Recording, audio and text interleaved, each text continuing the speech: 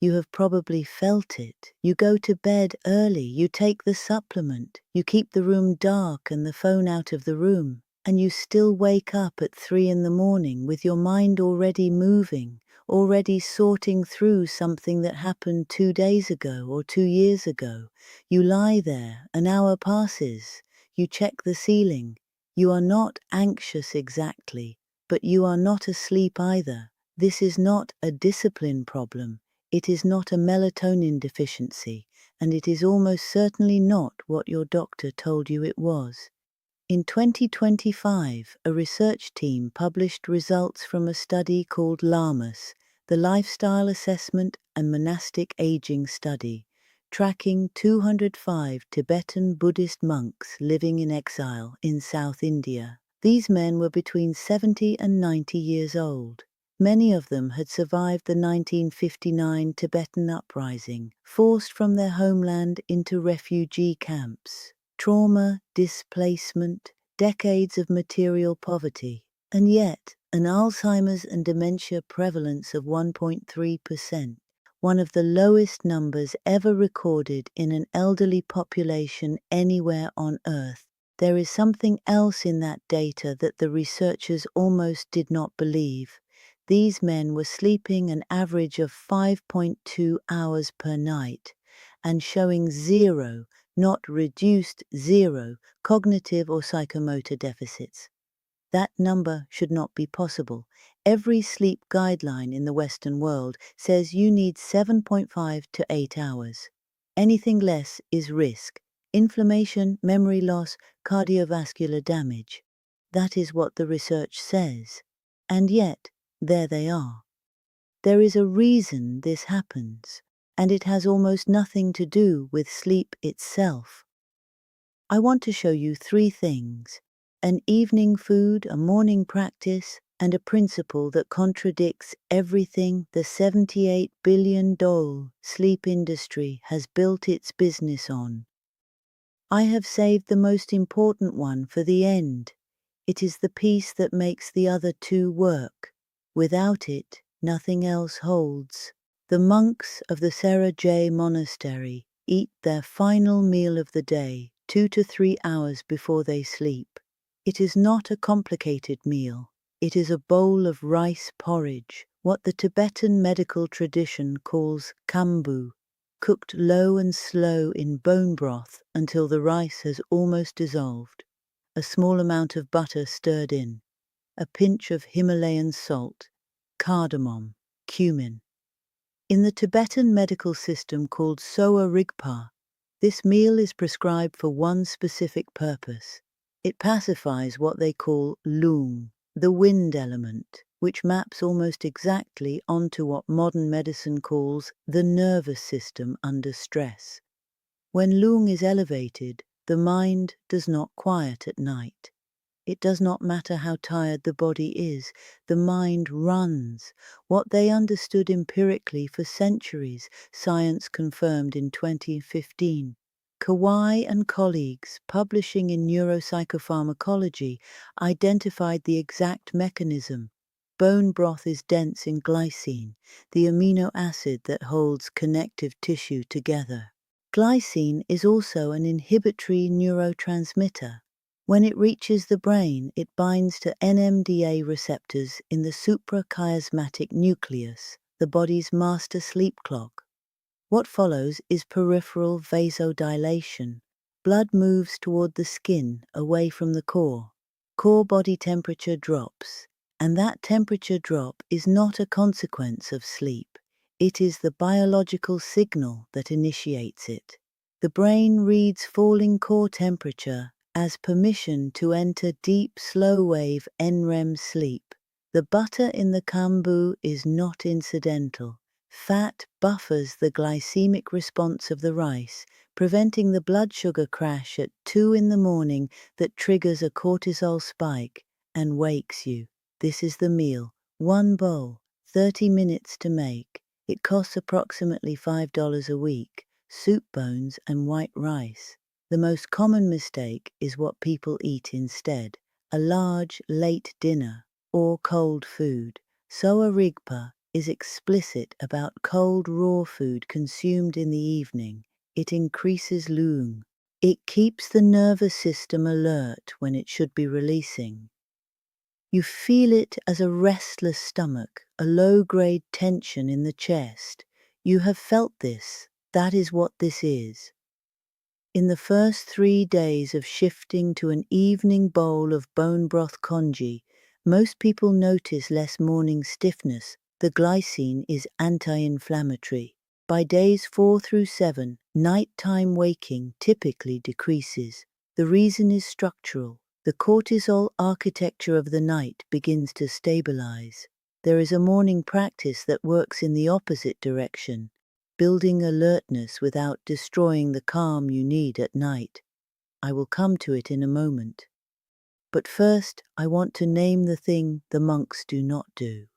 They do not take melatonin. The American Academy of Sleep Medicine, in their 2017 clinical practice guidelines, reaffirmed multiple times since, officially recommended against over-the-counter melatonin for chronic insomnia. Not because it is dangerous, because it does not work for the problem most people are using it for. It does not improve sleep architecture. It shifts sleep timing slightly, and it frequently causes daytime grogginess, which compounds the exhaustion loop that made you reach for it in the first place. Meanwhile, Americans spend approximately $78 billion annually on sleep aids: melatonin, Ambien, Lunesta, tracking rings, white noise machines, the Oura ring, the Whoop band, devices that monitor your sleep so precisely that researchers now have a clinical term for the anxiety they create: orthosomnia, a measurable spike in nighttime cortisol caused by the act of obsessively tracking sleep metrics. You are paying to worsen the thing you are trying to fix. The monks spend nothing. They eat a bowl of warm broth. They wake restored. Now, the morning. Tibetan monks begin their day before 4 a.m. with a drink called po cha, butter tea. The preparation is specific: pu'er or black tea leaves brewed long into a dark, concentrated liquid, then churned vigorously with yak butter and Himalayan salt until it becomes a frothy, emulsified drink. This is not tea with butter dropped in. The churning is the mechanism. It creates an emulsion that releases butyrate from the butter in a form that can act directly on the gut lining. Here is why that matters. The gut produces a significant portion of the neurotransmitters that regulate mood and alertness, including the serotonin that will eventually convert to melatonin at night. Butyrate strengthens the intestinal barrier and reduces systemic inflammation along the gut-brain axis. A gut with low inflammation produces a cleaner neuroendocrine signal. The brain wakes more cleanly. It sleeps more cleanly. Simultaneously, the L-theanine in the tea crosses the blood-brain barrier and binds to glutamate receptors, elevating alpha brainwave activity. Alpha waves are the brain state of calm, open alertness, not jitteriness, not scattered attention. The caffeine in the tea then works on top of that alpha state, producing sustained focus without the cortisol spike that follows a black coffee on an empty stomach. A cortisol spike in the morning from poorly buffered caffeine does not stay in the morning. It sits in the bloodstream, pushing the cortisol curve later into the evening and makes falling asleep harder at 10 p.m. The modern version of po cha requires nothing from a specialty store. 1 cup of strong black tea, 1 tablespoon of grass-fed butter, Kerrygold is sufficient, a pinch of salt blended on high for 15 seconds until a creamy froth forms. Drink it in the morning, not afternoon. The supplement version of this, butyrate capsules, theanine powder, adaptogens marketed for cortisol, strips out the food matrix that makes the mechanism work. You cannot patent bone broth. So the industry sells you the isolated compound at a fraction of the efficacy, at 40 times the price. We count milligrams, they count seasons. We optimize sleep windows. They drink butter tea and begin the day before the sun rises. We buy trackers to tell us how we slept. They wake knowing. We spend $78 billion on the problem. They have a 1.3% dementia rate and sleep 5 hours. Now I want to tell you the part I saved, because the evening broth and the morning tea, they matter. But they are not why the monks sleep 5 hours. In 2004, Dr. Antoine Lutz and Dr. Richard Davidson at the University of Wisconsin-Madison published findings in the Proceedings of the National Academy of Sciences. They measured the brain activity of 8 advanced Tibetan Buddhist monks during meditation. What they found was not what they expected.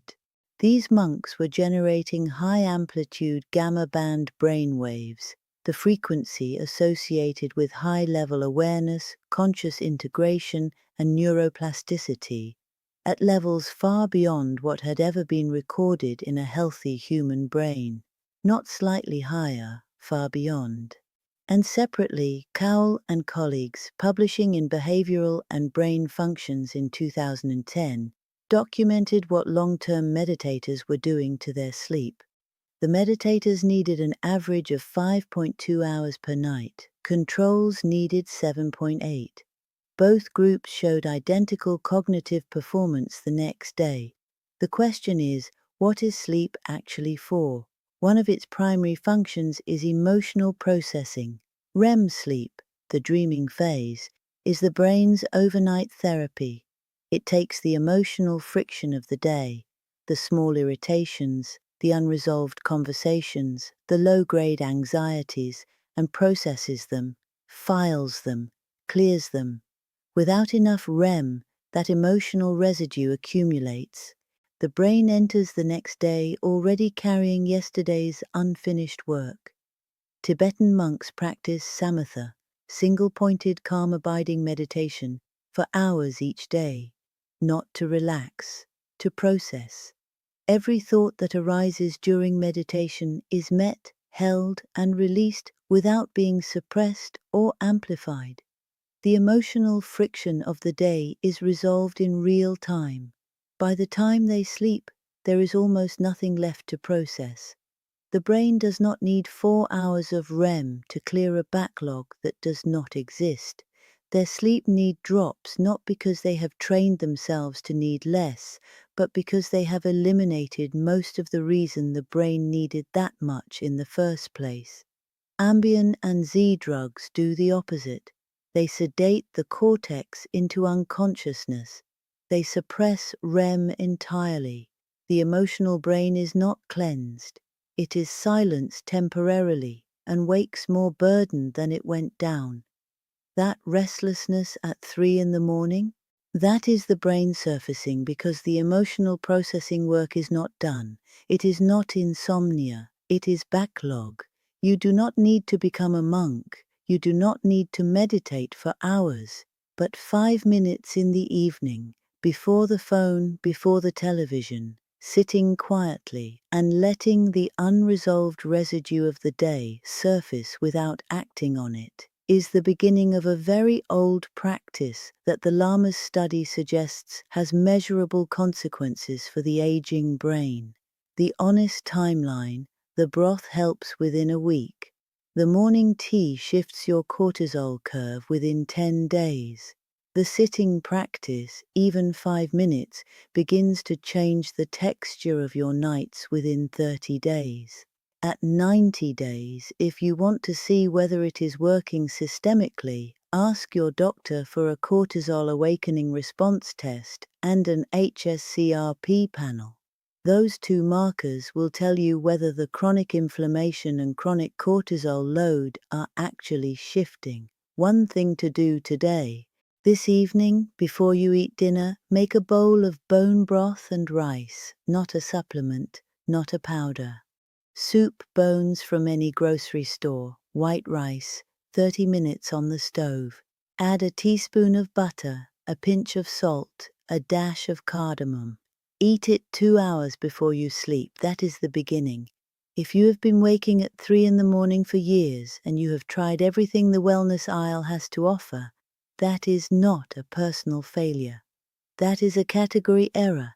You were given solutions designed for a different problem. The monks knew what the problem was. The researchers have now confirmed it. What has your sleep looked like lately? If you are waking in the night, tell me what time. I want to know. Sleep is not something you fix. It is something you earn during the day.